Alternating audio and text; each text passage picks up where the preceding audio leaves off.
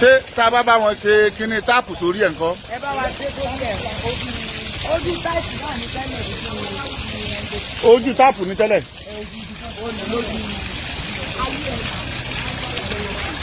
ṣé wọ́n mú láti ibà lọ wájú bẹ̀rẹ̀ ni. ok ìyá kí ló kọ àdúgbò tá a wà yìí maternity ní Ògbómọ̀ṣọ́ south. All right.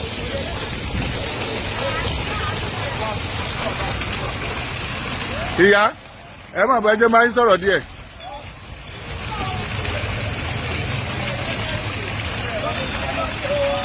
Ẹ wá dúró báyìí. Ìyá ó tó bí ọdún mélòó tí omi ẹ̀rọ ti dé àdúgbò yín bí báyìí.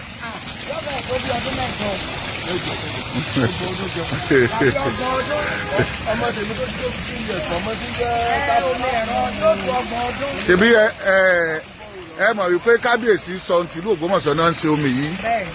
Ọ̀rọ̀ dúpẹ́ wò lẹ́ni fún kábíyèsí. Mo dúpẹ́ lọ́wọ́ ọba Dáńdì, mo dúpẹ́ lọ́wọ́ wọn gan-an, Ọlọ́run máa tẹ̀ wọ́n síwájú. Torí wọ́n jọba ní Ògbómọ̀ṣọ́, ìlú Ògbómọ̀ṣọ́ ló dúró tù láàyò. Ọlọ́run máa bá wa tẹ̀ wọ́n síwájú o, àti bí wọ́n tún máa bò wọ́n pẹ̀ lórí oyè. Ọ̀pá àlẹ̀kẹ̀ yóò di ọkùnrin mọ́ wọn lọ́wọ́ o. All right.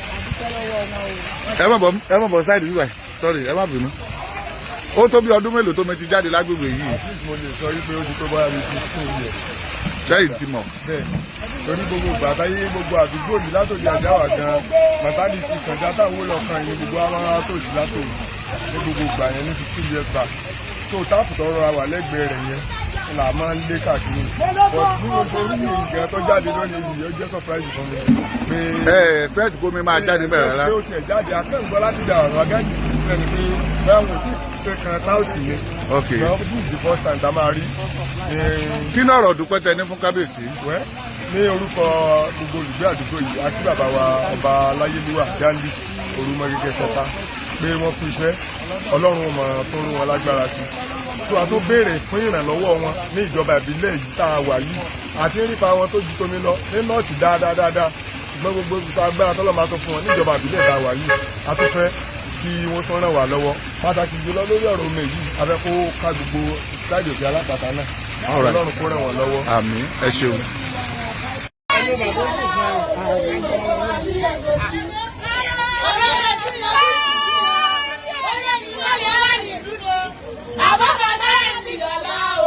Gbogbo wa ní oṣooju.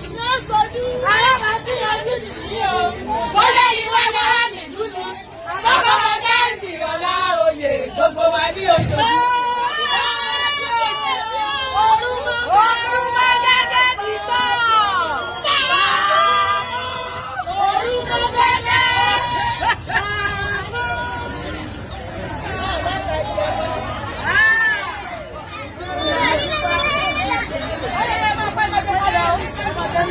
Ọjọ́ gbọ́dọ̀ tí wọ́n pọ̀ ní ọlọ́run ní ìjọba ọjọ́ ìdájọ́ iṣẹ́ bàbá Dáńdì nìyẹn o. Ìmọ́lẹ̀ dé. Adéyẹrí ni ẹ̀bùjẹ́. Kẹ́rí ẹ máa pọn mi o, ìyàwó mi ó di omi ti débì.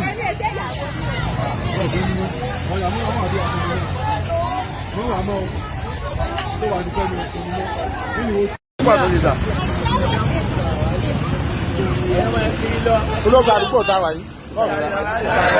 Ìsàlẹ̀ ọ̀rá. Ó tó bí ọdún mélòó tó mi ti jáde nígbà kẹ́yìn. Ó ti pẹ́ o. Bọ́lá fún èdè bí mi inú àwọn tí ń sọ̀rọ̀ fún Ó tọ́ ni náà. mo mọ̀ gbà tó mi ń Sàjá ìsàlẹ̀ ọ̀rá. Kámọ́dù wà ní. Ìyá Ìjẹ̀bú. Bóò nínú yín ṣe dùn tó pẹ̀lú omi tó jáde lóṣù. Ṣé ẹ mọ̀ pé kábíyèsí ló so omi yìí? Sọ́n tìlú Ògbómọ̀ṣọ́. Ẹ kí kábíyèsí pé wọ́n ṣeun o.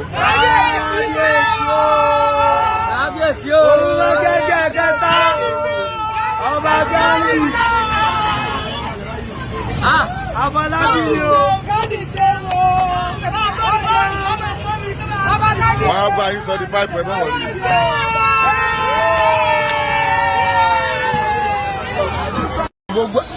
bẹ̀tẹ̀ mi lọ́kàn fi opportunity yìí lò ní pé kí àbọ̀bá náà rọ́ọ̀mẹ̀ kó dókè owó dé lórí sáìdì ọ̀dọ́ tiwa. bẹ́ẹ̀ ni ó dókè owó dé. kí wọ́n jẹ́ kó tó débẹ̀ lẹ́yìn police station àdúgbò àwa ni. ibẹ̀ bò tí ń bọ̀ ní ìsín omi dé òkè owó dé báyìí. ẹ dákun tó yí kan a nídìí ẹ̀ ń bẹ̀ náà lẹ́yìn police station. so kèé ṣe àdúgbò kan tó mi ń dé náà nì. gbogbo ẹ̀mí ẹni kọ́lá ibi tí òkè ìdè yóò tó débẹ̀ àgbọ̀ bẹ́ẹ̀ ibi tí òkè ìdè omi tó máa débẹ̀ ọlọ́jẹ́ mi ọ̀bọ̀ ogun ọlọ́ngbọ́n bá ga pẹ̀lú àwọn tó ga wọ́n bọ̀ bá ní ilẹ̀ máwọn tó rí ilẹ̀ farafana òmà kaná àlíyá ẹ má farawé kò sí farawé ẹ má sàbọ̀ sí kò sí sàbọ̀ sí kan Ògbómọ̀ṣọ́ jáde Ògbómọ̀ṣọ́ o àkàndá ọlọ́run ní. ó yẹ ẹ̀yin ọmọ kéékèèké ẹ ṣe kábíyèsí o.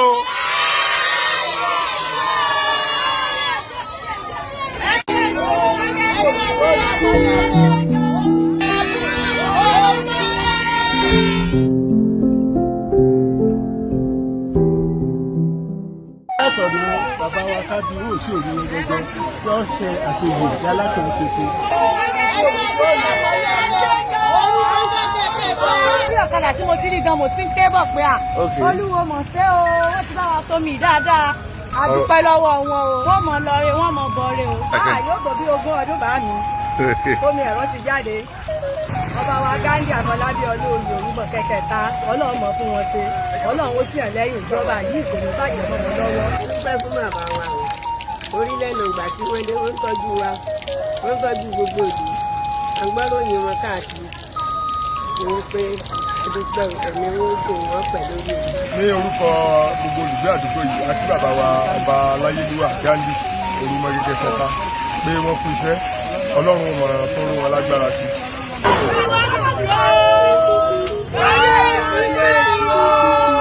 kábíyèsí o Orumogege kẹta Ọba Gandhi.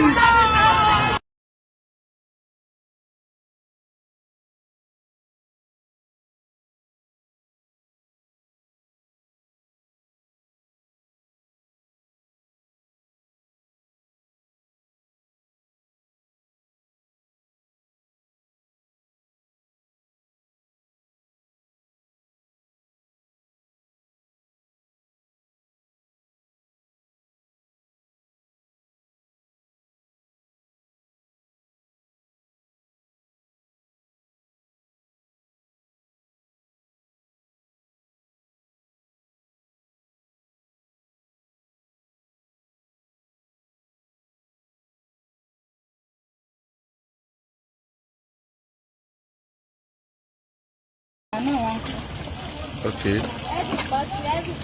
Ìyá mo máa dágbọ́n yín tẹ́fí mi ẹ̀wọ̀n bínú. Ẹ wá dúpẹ́. Olúwa. Ọ̀dẹ̀ yẹn mọ̀ bọ̀ ẹ mọ̀ bọ̀ tí. Àwọn wọ ọsọ gbin ọkọ̀ sí. All right. Ẹ dúró yín báyìí náà. Kí ló kọ àdúgbò tá a wà yìí? Òṣùpá níbi ilé onígbá. rárá o Ilé onígbá wọn kò ilé onígbá. Ilé onígbá ni. Ilé onígbá ni. Okay. Òní tí ṣe Sunday ọjọ́ kèrè ní oṣù ni ó dà pé 23 oṣù kẹta ọdún 2025. Okay. Ó tó bí wákàtí mélòó tó mi ti bẹ̀rẹ̀ sí ní wá? Wákàtí mẹ́ta.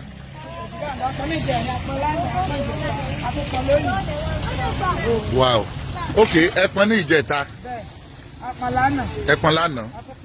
Ó túmọ̀ sí pé omi tó ń wá sínú reservoir ọ̀dọ̀ yín ló kọ́kọ́ wá. All right. Okay. All right. Kí lọ́rọ̀ dúpẹ́ tẹ ní fún kábíyèsí? A dúpẹ́ lọ́wọ́ kábíyèsí Ọba Gandhi fún ohun tí wọ́n ṣe fún wa ní Ògbómọ̀ṣọ́ pàápàá lóṣùpá tó dáyé pé omi lọ́jà wá lógún jù lóṣùpá. A dúpẹ́ lọ́wọ́ wọn torí kálukú pọn mi ará sì dùn wá inú wa sì dùn pé àárọ̀ mi pọn aṣèkóso wù wá. Mo dúpẹ́ lọ́wọ́ kábíyèsí o dápẹ́ o. ọlọ́wọ́ máa tẹ̀wọ̀ síwájú àmì o. Ètí wọ́n nílò láti fi darí ọ̀nà ọ̀yọ̀dà rẹ̀ fún wọn lórúkọ Jésù. Good morning, everybody.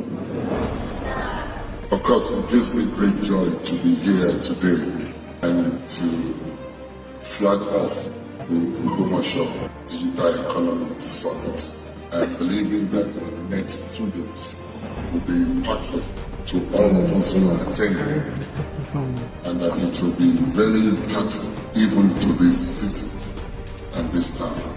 Distinguished guests, esteemed leaders, innovators, and entrepreneurs, it is with immense pride and gratitude that I welcome you to this gathering aimed as fostering the digital economic transformation of our beloved land, Ogbomoso land.